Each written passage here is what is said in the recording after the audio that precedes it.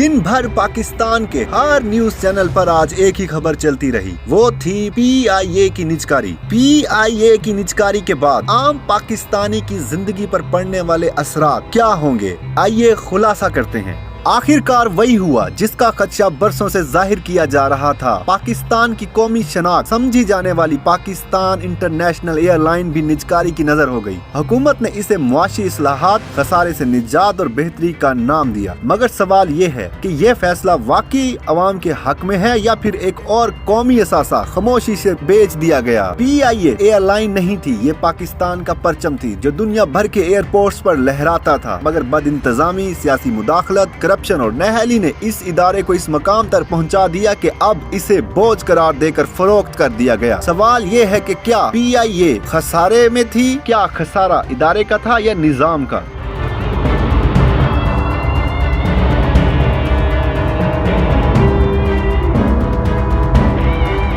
आम आदमी पर इसके क्या असरात पड़ेंगे? निजकारी के बाद सबसे पहला वार टिकटों की कीमतों पर पड़ेगा। मुनाफा अव्वलीन तरजीह बनेगा, रियायतें खत्म होंगी और वो मुसाफिर जो पहले ही महंगाई से तंग थे हवाई सफर से मजीद दूर हो जाएंगे। दूसरा बड़ा खदशा मुलाजमीन का है। हजारों खानदानों का रोजगार इस इदारे से जुड़ा था। वादे तो बहुत किए गए हैं, मगर माजी गवाह है कि निजकारी के बाद सबसे पहले नौकरियां कुर्बान होती हैं। ये इदारा करप्शन की नजर होकर खोखला होता गया। अब सवाल यह है कि क्या करप्शन करने वालों का कोई एहतसाब होगा? सियासी भर्तियों का क्या कोई हिसाब होगा? इदारे को प्रोफेशनल बुनियादों पर चलाने की कोशिश क्यों ना की गई? खदशा यही है कि करप्शन का किरदार बदलेगा, खत्म नहीं होगा। पहले सरकारी छतरी में लूटा गया, अब शायद निजी पर्दे में लूटा जाएगा।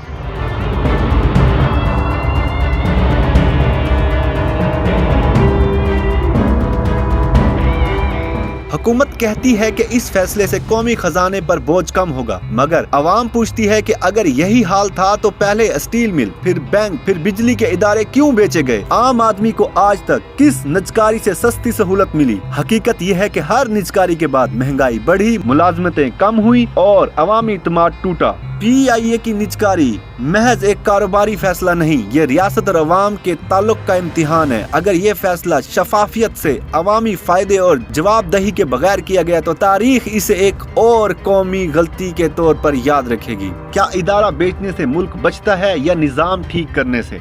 फैसला वक्त करेगा।